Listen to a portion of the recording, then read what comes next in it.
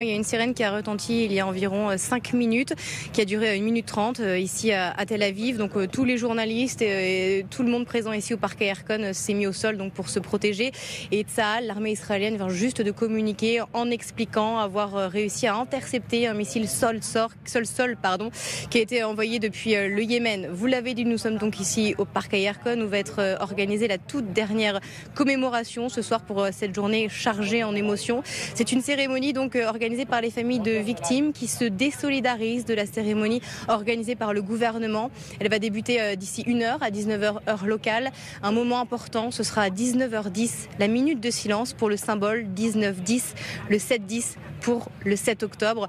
On s'attend évidemment à énormément d'émotions comme on l'a vécu avec Camille Souhaut depuis très tôt ce matin. Vous savez, les commémorations ont débuté au festival de Nova sur le site de Reim. C'était à 6h25 quand on a entendu le morceau de musique, le dernier morceau de musique qui avait été joué il y a un an, juste avant le début de l'attaque terroriste. Et puis 4 minutes plus tard, il y a eu la première minute de silence de la journée qui n'a même pas pu aller jusqu'au bout car elle a été interrompue par les hurlements, les pleurs glaçants de la mère d'une victime qui a été submergée par l'émotion et a dû être évacuée par les services de secours. Donc vous voyez, voilà à quoi ressemble cette journée extrêmement symbolique ici en Israël où il y a vraiment, qui est vraiment chargée d'émotions.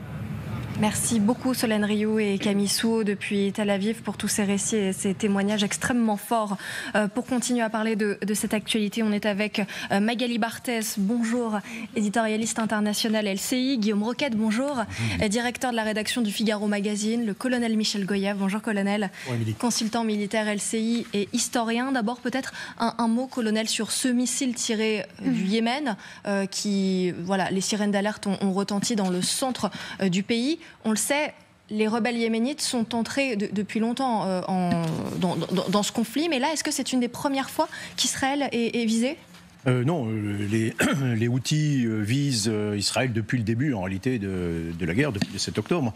Maintenant, techniquement, ils sont quand même assez loin et leurs capacités ne sont pas illimitées. Ils ont beaucoup plus, ils agissent beaucoup plus en faisant acte de nuisance sur le commerce international. Mais régulièrement, oui, ils tentent de frapper sur le sol israélien et ils ont réussi. Et à chaque fois, c'est arrêté. Les tirs sont... Ils ont réussi une fois à passer au travers de la défense israélienne de frapper Tel Aviv. Donc c'est une menace qui est malgré tout marginale par rapport à celle du Hezbollah ou du Hamas ou d'autres groupes, mais qui est toujours présente et qui est là un peu comme toujours une épée de Damoclès.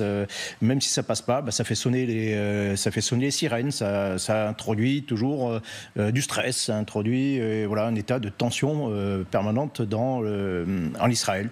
Mais malgré tout, c'est une menace à prendre au sérieux. Bien sûr. Alors encore une fois, c'est pas la menace principale pour Israël, loin de là, mais c'est une menace, je dirais, peut-être plus indirecte pour nous aussi, parce que ces gens-là agissent sur le commerce international. On parle beaucoup en ce moment il pourrait notamment être un instrument au service de la Russie. Si la Russie voulait escalader, elle fournirait par exemple c'est dans l'air, de fournir des missiles anti-navires modernes aux Houthis. Et là, il pourrait faire beaucoup plus de dégâts et les choses se changeraient peut-être. Donc il faut quand même, je termine là-dessus, il ne faut quand même pas oublier qu'il y a aussi une guerre au Yémen, puisque les Houthis sont également frappés par... Les rebelles Houthis mènent leur propre guerre aussi. Oui, déjà sur le Yémen, mais même les Américains et Britanniques effectuent des frappes régulièrement sur les Houthis. Nous, Français, nous contentons simplement de défendre les navires, mais il y a aussi une petite guerre qui est en cours dans cette région. Oui, Magali Barthès, on le voit sur cette carte avec tous ces ennemis d'Israël autour de l'État hébreu. La preuve, une fois de plus, qu'Israël doit mener une guerre sur plusieurs fronts. Bien sûr, et c'est vrai que ces Houthis yéménites se rappellent régulièrement au souvenir des Israéliens. La dernière fois, c'était le mi-septembre, où à nouveau un missile avait été à nouveau envoyé sur Israël. Et il y avait eu d'ailleurs une riposte israélienne qui était allée bombarder notamment un port yéménite avec ces déclarations de Netanyahou en disant que les Houthis au Yémen, s'ils continuaient à bombarder Israël, allaient payer je cite, un très lourd tribut. Donc c'était ce que disait Netanyahou. C'est évidemment pas un hasard si c'est aujourd'hui, jour des commémorations, que les Houthis font à nouveau cette provocation, alors qu'on sait aussi que depuis ce matin, en pleine journée de commémoration, le Hamas a aussi tiré des roquettes, quelques-unes, mais notamment sur Tel Aviv. Donc c'est évidemment une journée extrêmement importante pour Israël, et tous les ennemis qui menacent l'existence même d'Israël, évidemment, aujourd'hui, veulent absolument défier l'État hébreu. Et évidemment, on continuera à suivre de très près cette information, notamment avec nos envoyés spéciaux sur place. Revenons-en à la France. Le ministre des Affaires étrangères, Jean-Noël Barrot, qui est lui aussi en Israël, dans un contexte de tension entre Emmanuel Macron et Benyamin Netanyahou, il a tenu à rappeler que la France se tenait du côté d'Israël. Ce triste anniversaire du 7 octobre est l'occasion de le rappeler. La France est indéfectiblement attachée à la sécurité d'Israël. Elle l'a toujours été, elle le sera toujours. Ce ne sont pas que des mots. Encore récemment, la France a mobilisé ses moyens militaires, en avril comme en octobre, pour aider Israël à parer les inacceptables attaques balistiques iraniennes. Dans un instant, Guillaume Roquette, vous nous direz si Jean-Noël Barrot est-il venu à la rescousse d'Emmanuel Macron. Mais d'abord, les tensions entre le président français et Benyamin Netanyahou, elles sont très vives depuis ce week-end. Écoutez, tout est parti des déclarations d'Emmanuel Macron. Si on appelle à un cessez-le-feu, la cohérence, c'est de ne pas fournir les armes de la guerre. Et je pense que ceux qui la fournissent ne peuvent pas chaque jour appeler à nos côtés au cessez-le-feu et continuer de les approvisionner. Alors qu'Israël combat les forces de la barbarie dirigées par l'Iran, tous les pays civilisés devraient se tenir fermement aux côtés d'Israël. Pourtant, le président Macron et d'autres dirigeants occidentaux appellent maintenant à des embargos sur les armes contre Israël. Ils devraient avoir honte. Et les deux hommes ne se sont pas arrêtés là, ils se sont appelés hier soir. Voici ce qui a été dit, c'est l'Élysée qui rapporte ces propos. Le président de la République a également dit au Premier ministre israélien sa conviction que le temps du cessez-le-feu est désormais venu.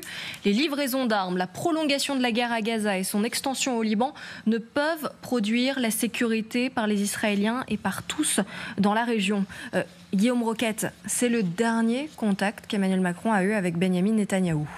Oui, et il y a à l'évidence une vraie fracture entre la France et Israël, parce que les déclarations d'Emmanuel Macron sont très fortes et elles sont très concrètes, même si c'est pas la France, on y reviendra, qui fournit l'essentiel de l'armement à Israël. Comment est-ce qu'on peut dire on soutient Israël et demander en même temps qu'on arrête de les fournir en armes alors qu'ils sont en pleine guerre. Ça peut être aussi dans le but de protéger Israël pour que justement cette guerre ne s'étende pas. Oui, mais contre quoi est-ce qu'Israël a besoin d'être protégé ? Il y a une semaine, il y a eu 200 missiles qui ont été envoyés depuis l'Iran sur Israël. Il y a un an, le 7 octobre, c'est de Gaza que venaient, c'est les escadrons de la mort qui ont semé la terreur à la frontière israélienne. Depuis un an, c'est le Hezbollah qui a envoyé plus de 8000 missiles, roquettes, drones sur Israël depuis le Liban. Donc nous ne sommes pas en train d'avoir une discussion mondaine sur la façon de jouer au bridge. Israël est en guerre. Donc dire à un pays en guerre, il faut qu'on vous retire vos armements, c'est une décision très grave. Et quand le ministre des Affaires étrangères dit que la France est aux côtés de la sécurité d'Israël, ce sont des mots qui sont vides de sens, me semble-t-il, après une telle déclaration du président de la République. C'est complètement malvenu. Je pense qu'il y a d'abord, il y a une incohérence française. Je vous rappelle qu'il y a un an, Emmanuel Macron voulait une espèce de coalition internationale contre le Hamas. Et aujourd'hui, il veut que cette guerre s'arrête. Certes, entre-temps, il y a eu l'opération israélienne à Gaza, qui est extrêmement lourde et meurtrière, y compris en termes de victimes civiles. Mais je pense que le président de la République se laisse guider ou bien par l'émotion, ou bien par la volonté de peser à tout prix dans cette crise, et que, de ce fait, il manque de constance. Or, c'est ça qu'on attend avant tout d'un chef d'État et surtout d'un allié. Magali Barthès, et en même temps, Emmanuel Macron avait tout de suite pris position juste après les frappes sur le Hezbollah et sur le Liban. On se souvient de sa déclaration avec notamment le drapeau libanais juste derrière lui après les premières frappes d'Israël. Ça avait aussi marqué beaucoup de gens. Il avait envoyé ce message, il s'était filmé en train de dire sa solidarité avec le peuple libanais, mais sans parler du Hezbollah, avec des termes... et ça avait été incompris à ce moment-là. Même le premier communiqué du Quai d'Orsay français qui ne rappelle pas quand même que le Hezbollah est coupable d'un attentat extrêmement meurtrier contre les soldats français, 58 soldats, c'est le Drakkar. Et tout ça n'est pas abordé. Donc ça donne un sentiment quand même de vouloir absolument ménager, de garder cette fameuse tradition de voix arabe de la France, et en même temps, parce que c'est du en même temps permanent, d'afficher un soutien à Israël, mais qui paraît quand même aujourd'hui très compliqué. En fait, le problème, c'est que à force de faire des allers-retours, la voix de la France est difficilement audible dans cette crise. On sent aussi toute la frustration aussi d'un Emmanuel Macron qui n'arrive pas à peser sur ce conflit. Vous savez que la dernière proposition pour un cessez-le-feu, c'était entre Israël et le Liban. C'était proposé par les Français, par les Américains pendant l'Assemblée générale de l'ONU. Tout ça a été balayé d'un revers de main par Netanyahou qui n'a pas voulu en entendre parler. Alors là, on sent qu'il voudrait essayer de peser, et quelque part dans cette déclaration, finalement, il s'en prend aux Américains, parce que c'est aux Américains qu'il fait la leçon. Il en sera question, justement, parce que c'est quand même les États-Unis qui livrent principalement les armes. On est en ligne avec Shimon Mercer-Wood. Bonjour, merci d'être avec nous. Vous êtes directeur au Centre de recherche politique du ministère des Affaires étrangères israélien, en charge du Liban, de la Syrie et de la Jordanie. On le rappelle, vous avez été également le porte-parole de l'ambassade d'Israël en France. Merci d'être avec nous en direct sur LCI. Avez-vous été frappé, choqué par les prises d'Emmanuel Macron qui sont arrivées, on le rappelle, quelques heures avant les commémorations du 7 octobre? Est-ce qu'il y a aussi un problème sur le timing de ces déclarations? Je pense que, comme tous les Israéliens, j'étais un peu déçu d'entendre des propos qui parlent de ôter d'Israël ses moyens de se défendre. Comme vous avez très bien dit, si près de l'anniversaire du jour où le mal absolu s'est déchaîné dans nos villages, dans nos rues, le jour où le Hamas a essayé d'exterminer la population du sud d'Israël, juifs et arabes ensemble. Donc en effet, c'était décevant pour tout le monde, et je suis par ailleurs pas en désaccord avec les propos très sensibles qu'a mis tout à l'heure M. Roquette. Mais cela dit, comme a dit M. Roquette, c'est une alliance entre Israël et la France. Ce sont deux pays amis, deux pays alliés, et je suis sûr que cette alliance a des fondements très forts, très stables, et qui vont nous permettre à traverser cette période un peu décevante et retrouver l'amitié comme elle doit l'être. Est-ce que vous comprenez également qu'Emmanuel Macron cherche à éviter un embrasement de la région? Magali Barthès le disait sur ce plateau, Emmanuel Macron a peut-être aussi le sentiment de ne pas avoir de prise sur ce qui se passe et de ne pas avoir d'influence sur ce que fait Benyamin Netanyahou. Est-ce que c'est peut-être un acte désespéré aussi du président de la République de peser sur ce conflit? Éviter un embrasement, je veux bien, mais si cela veut dire qu'Israël doit continuer à vivre en permanence sous menace permanente des terroristes qui viennent dans nos villes, dans nos maisons et arrachent nos enfants de leur lit à l'aube, alors non. Si éviter ou plutôt reporter cet embrasement veut dire que 60 000 Israéliens qui ont été chassés par leur maison, par les roquettes et les missiles d'Hezbollah et par les terroristes de Radwan qui avaient comme projet de faire exactement les mêmes crimes commis par le Hamas sur le frontière nord, alors non. Éviter des embrasements, nous voulons bien, mais au prix de vivre sous une pluie de roquettes venant de Yémen ou de l'Irak à tout moment où le guide suprême de l'Iran, qui est, comme nous le savons tous, derrière tout cet embrasement, tous ces problèmes de la région, alors non, nous voulons éviter un embrasement, mais dans des conditions où les peuples israéliens peuvent vivre en paix. C'est ça que nous voulons. Oui, je vous fais écouter les propos de l'ancien Premier ministre Dominique de Villepin, qui lui salue les propos d'Emmanuel Macron. Le président de la République française a tenu et a eu raison de dire que quand on appelle à un cessez-le-feu, on ne peut pas dans le même temps livrer encore des armes qui créent la mort alors que celle-ci s'avère aujourd'hui inutile à Gaza. Pourquoi ? C'est donc un message adressé aux Américains. C'est un message adressé aux Américains, c'est un message adressé aux Israéliens, qui est qu'à un moment donné, la conscience internationale n'en peut plus de cette impuissance. Elle doit agir. La sécurité d'Israël n'est pas en danger à partir de Gaza. Colonel Goya, est-ce qu'on peut dire qu'aujourd'hui, Israël n'est pas directement en danger ? quand on voit comment Israël est notamment visé par tous ces tirs de roquettes, par tous ces ennemis autour d'Israël. Est-ce qu'on peut dire qu'Israël est en sécurité ?